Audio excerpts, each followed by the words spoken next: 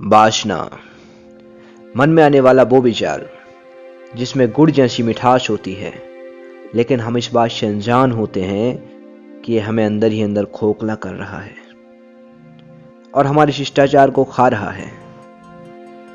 जब ये हमारे दिमाग पर कुंडली मारकर बैठ जाता है ना, तो हमें और सारे काम फीके लगने लगते हैं, जबकि वास्तविकता से परे हम एक बहुत गहरी खाई के मुंह पर खड़े होते हैं, जहां हल्का सा भी धक्का लगने पर हम उस खाई में जा गिरेंगे, जहां से वापसी असंभव है।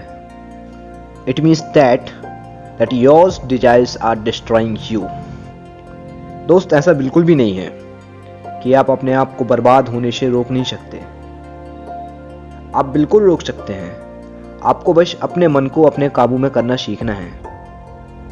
तुम अपने मन के गुलाम मत बनो, बल्कि अपने मन को अपना गुलाम बनाओ। ये सारा खेल हमारी सोच का है। हम जैसा सोचते हैं, हमारी बॉडी वैसे ही हार्मोन्स रिलीज या सिक्रेट करती है। यदि आप चाहें तो आप अपने हार्मोन्स को सिक्रेट होने से रोक सकते हैं, या कहना चाहिए कि उन्हें अपने कंट्रोल में ले सकते हैं। अब आप कहेंगे कि ऐसा हो ही नहीं सकता, ये असंभव है।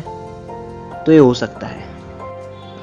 आप ऐसा कीजिए कि आप एक एक्सपेरिमेंट कीजिए, और उसमें आपको करना क्या है कि आपको एक दिन के लिए अपने आप को टोटली पूरा दिन व्यस्त रखना है। दिन में 1 मिनट के लिए भी आप फ्री ना बैठें, ना ही अकेले रहें, बल्कि दोस्तों या किसी दूसरे लोगों के साथ रहें। वही एक दिन आप बिल्कुल फ्री रहें, बिल्कुल फ्री। पूरे दिन अकेले रहें, कोई भी काम ना करें, आप बेड पर पड़े रहें।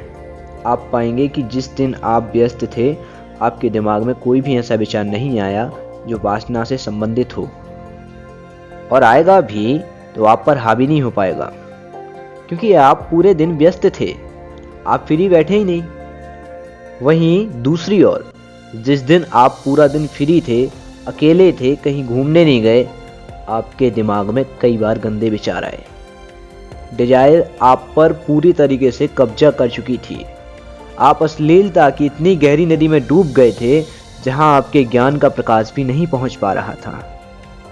आपने सुना तो होगा ही कि खाली दिमाग शैतान का घर होता है, और ये बात 100 आने सच है। इसलिए आप अपने आप को व्यस्त रखें। ज़बानी बार बार नहीं मिलती। हम स्वामी विवेकानंद के देश में रहते हैं। मैं आपसे ये नहीं कह रहा कि आप सभी सन्यासी बन जाओ, बस इतना कह रहा हूं कि हर चीज की एक सीमा होती है। हमें उसका उल्लंघन नहीं करना चाहिए, नहीं तो हमें उसके खतरनाक परिणाम भुगतने पड़ते हैं। यदि हमें लक्ष्य की प्राप्ति करनी है तो हमें मन के घोड़े को लगाम लगानी होगी। एक बात हमेशा याद रखना, चरित्र के बिना ज्ञान भी अधूरा रहता है, क्योंकि जो चरित्रवान है वही पूजनीय है। नहीं तो ज्ञान तो आसाराम बापू के पास भी है, लेकिन वो पूजनीय नहीं है, क्योंकि उनका चरित्र अच्छा नहीं है। वही दूसरी ओर आप देखेंगे तो आचार्य विद्यासागर जी, उनके पास ज्ञान और चरित्र दोनों हैं, इसलिए वो सम्माननीय भी हैं और पूजनीय भी हैं। और उनका सम्मान सिर्फ जैन समुदाय नहीं, बाकी अन्य समुदाय भी करते हैं।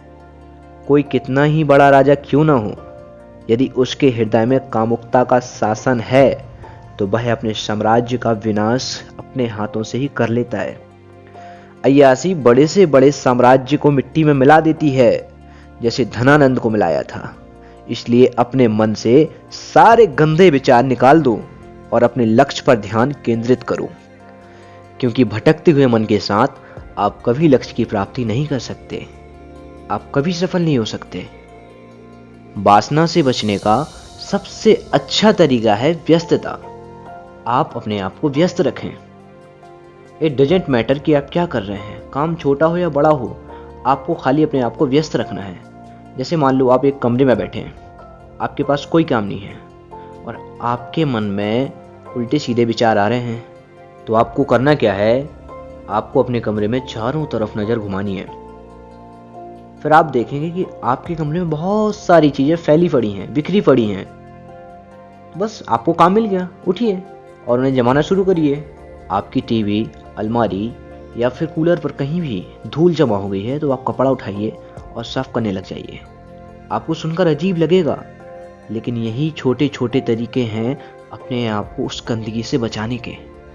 आप अपने पास मोटिवेशनल स्टोरीज से फुलफिल्ड बुक्स को रखिए, क्योंकि जब आपका दिमाग यहाँ वहाँ भटकेगा ना, तो आप अपने दिमाग को एक सही दिशा दिखाने के लिए उन पुस्तकों को पढ़ सकते हैं और अपने आप को एक बहुत गहरी गर्त में गिरने से बचा सकते हैं। और एक सबसे महत्वपूर्ण बात, आप ऐसे दोस्त ना बनाएं या ऐसे लोगों से दूर रहें जिनका खुद का मन वासना से भरा हुआ है, क्योंकि ऐसे लोग खुद तो डूबते ही हैं, साथ में आपको भी ले डूबेंगे। इसलिए अपने आप को ऐसी संगत से बचाएं। गलत आदतें सिखाने वाले बहुत सारे लोग मिल जाएंगे, लेकिन सही आदतें सिखाने वाला शायद आपको एक भी ना मिले।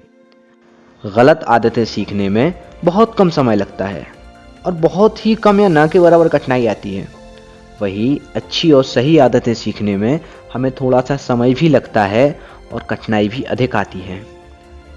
यदि आप इन कठिनाइयों का सामना कर सकते हैं और धैर्य के साथ अपने आप में बदलाव ला सकते हैं, तो आपका भविष्य उज्जवल है। मुझे पूरी उम्मीद है कि आप अपने आप में बदलाव लाएंगे। इसी उम्मीद के साथ जय हिंद।